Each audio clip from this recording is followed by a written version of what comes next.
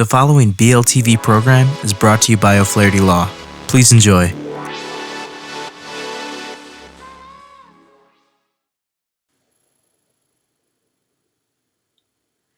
Hi, this is Heather Jones, a family law attorney with O'Flaherty Law, and today we're going to do a how-to video on filling out a petition for divorce in Wisconsin if there are no minor children. This video is strictly for educational purposes and is not legal advice, but sometimes the self-help forms can get a little confusing, so we're going to go through it today and hopefully clarify things for you so that you can fill the form out correctly the first time. Starting at the top of Form FA 4109V, which is available on the Wisconsin Circuit Court website. So at the top of the page, you'll see they tell you to enter the name of the county in which you are filing this case. And here's the blank spot for it. Now that's your county of residence. You want to keep it as close to home as possible so that you're not traveling all around and you've got residence in that specific county. Moving to the right top hand corner of the form, you'll see a blank square. Don't put anything in there. Don't staple the pages up there either. This is for the clerk of courts to file stamp your document. That's how the court system keeps track of when things are filed, where things are filed, and helps them know where additional papers that are filed need to go. So we'll move down to the second block here, and it's in regards to the marriage of, and they'll say enter your name, you're the petitioner. So whoever is filling this out is the petitioner. You'll do your first, middle, and last name, your current address, all of that good information. And then it goes further on to say on the far right, check divorce or legal separation. So you'll see the title of the document over here on the far right, petition without minor children, and this is not a joint petition. This is just one party to the marriage filling this out. There's a different form if you want to jointly petition with your current spouse for divorce. And we'll cover that in another video. So you'll see the title of the document, and then you've got two options here. Because the paperwork in Wisconsin for filing for divorce or asking for a legal separation is just done on the same document, although these are two very different things. As you can see, you've got divorce and then the case code here, legal separation and the case code here. Legal separation is not a divorce. And we'll talk about it a bit more a little later on in the document. But just be very clear about what you're asking for when you make your decision which box you're going to check. So after you've filled out your information as the petitioner, clarified to the court whether you're asking for divorce or a legal separation, you'll fill out the respondent's information, and of course the other party is the respondent, and hopefully you'll have a current address for them. If not, just do last known, or you could maybe put unknown at this time, simply because sometimes people separate and eventually the party that didn't leave will file for divorce, and you just have to give it your best guess onto where your spouse is currently when you're trying to fill out this information. Just do your best. Over here it tells you to leave the case number blank. The clerk will add this, and that is correct. Unless you're doing an amended, you shouldn't have a case number. The clerk of court will assign one to you when you file your document, and then you'll use that case number throughout the proceeding. So that gets all the basic information out of the way. Who are you? Who's your spouse? Where are you? And what do you want? Moving on to the second portion of the document, they want your date of birth, and then they're going to ask you questions about residency.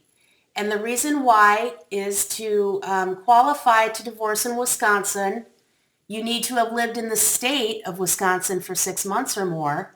And then the county that you're filing in, remember at the top of the page I said use your county of residence? You need to have lived there for a month. So if you don't meet these two residency requirements, you're going to have to wait until you do. For military personnel, it's a little bit different, but usually you just say no. And then if you're a female petitioner, they want to know if you're pregnant, simply because if there's going to be a child created during the marriage, then it wouldn't be a divorce without minor children in the eyes of the court, or special steps would need to be taken. So that's Section A on the second half of the petition. Section B is where you fill out, to the best of your ability, information about your spouse. Hopefully you know their date of birth. Hopefully you know where they are and if they meet the residency requirements. If you don't, if you're having trouble, if you believe you've been lied to, if you believe they can't be found, this might be a situation where you would need to hire an attorney to help you through slightly more complex issues. Once again, they want to know if you're an active armed forces member and if the respondent is currently pregnant. All of this plays into whether or not this is the right form and whether or not this is the right time. Again, with the residency requirement. A lot of people kind of miss the boat on this one. They don't know what the residency requirement for Wisconsin is, both state and county. So don't get caught up on that. So once the vital statistics for both parties has been filled out in the form, they want to know your date of marriage. They want to know how long you've been married and where you got married. And then in number 3, remember earlier in the video when I told you that divorce and legal separation are two very different things. If you're legally separated, you are not divorced. So obviously in Wisconsin is a no-fault state. So the only reason that will be taken into consideration for your divorce is that the marriage is irretrievably broken. A lot of people are concerned, they want to give adultery as the reason for divorce or think it somehow matters in court, but it doesn't. No-fault divorce state, the marriage is irretrievably broken, that's it. There's not going to be like an evidentiary hearing on some of the nasty things your spouse did to you during the marriage or things of that nature. Legal separation.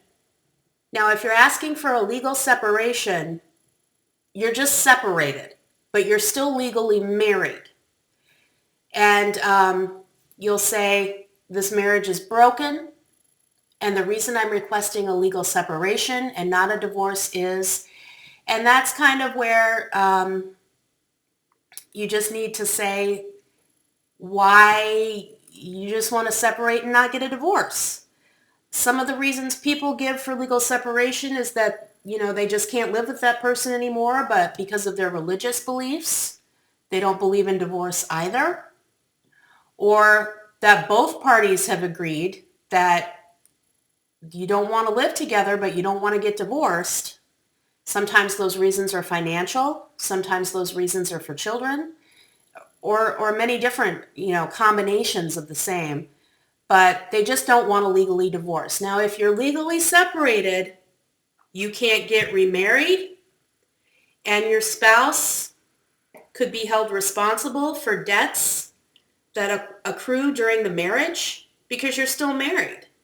So that is something to think very seriously about before making the decision to only legally separate. In the eyes of the law, you are still married.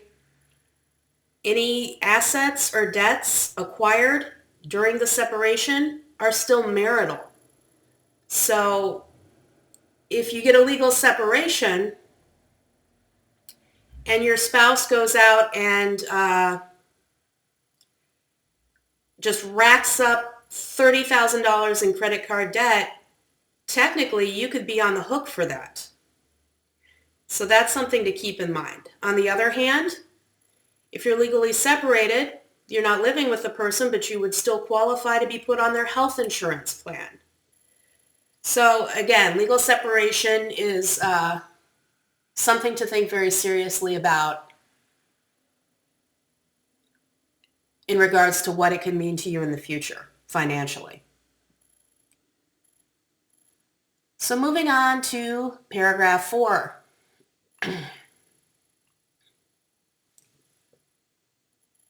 Paragraph 4 is wanting to know if you already filed for anything. If you've already filed for legal separation, it would be a different form to have it changed into a petition for divorce.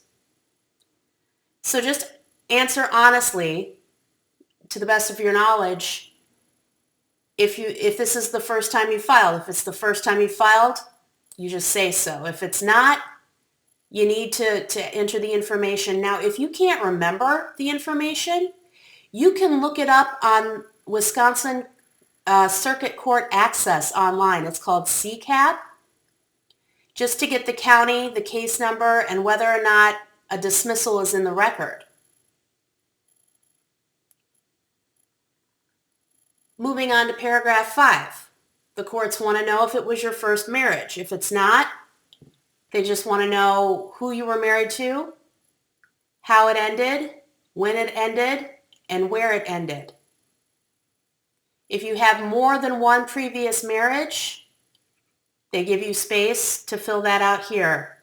Now, if you've had more than 2 previous marriages, they want you to put the same information on an additional sheet of paper. So you would just type it up on a Word program on your computer and do a separate sheet. Don't try to alter the form. If there's not enough room, you create an attachment that you would file with the petition. Don't add more lines. Don't write really small. Don't do any of that. They don't want you altering these forms. These forms fit a certain set of parameters that the Wisconsin court system requires for e-filing, like size of margins, size of type. So if you've got extra stuff and there's not enough room to put it here, just put it on an additional sheet. You can use as many extra sheets as you need, but you can't alter the form. Once you've laid out all of your previous marriages or lack thereof, then it's time for the respondent's questions. Now, if you don't know, you don't know. If you believe it was their first marriage, their marriage to you, then just put it there. Otherwise, fill this out to the best of your ability. And the same rules apply for when you were listing your previous marriages. If you need more than what's given here to give respondents marital history, then just put it on a separate sheet. Clearly put a clear title on the top of it so that people know what they're looking at. And again, just don't alter that form. So this is the petition for divorce without minor children. So that doesn't mean that there aren't any children, just that there are no children from the marriage who are minors. Of course, the age of majority is 18. If there's a child either born of the marriage or adopted during the marriage that's under 18, you need to do a different form. You're not going to be using this form. So you just provide the following information regarding children. No children were born to or adopted together by either party before or during our marriage. All children who are currently age 18 or older born to a party, that would be petitioner or respondent, or adopted together by me and the other party during the marriage include. And if there are children who've reached their majority, just list them so that the court knows they exist. So sometimes people, moving to the top of the last page, sometimes people work a few things out themselves before they even decide to formally file, and that's great. If you and your spouse have maybe gone to mediation or created an informal written agreement together about anything relating to your marriage, spousal support, division of assets, division of debts, who gets the apartment, things like that, and you have a signed written copy, go ahead and attach it to the petition. Otherwise, just click no. So this one's the big one. Here's where you ask the court for what you want. So you're asking the court that it grant a judgment dissolving your marriage. And then, even if you think you might change your mind later on, if you want any kind of spousal support, and there are actually several different kinds of spousal support, you need to ask for it in your petition. And then, of course, any other orders that the court deems just and equitable. So really in a petition, you want to make sure you ask for everything you could conceivably want. So if you think at any point you might be wanting spousal support or rehabilitative support or something of that nature, click yes, ask for it. The form goes on to explain a few warnings.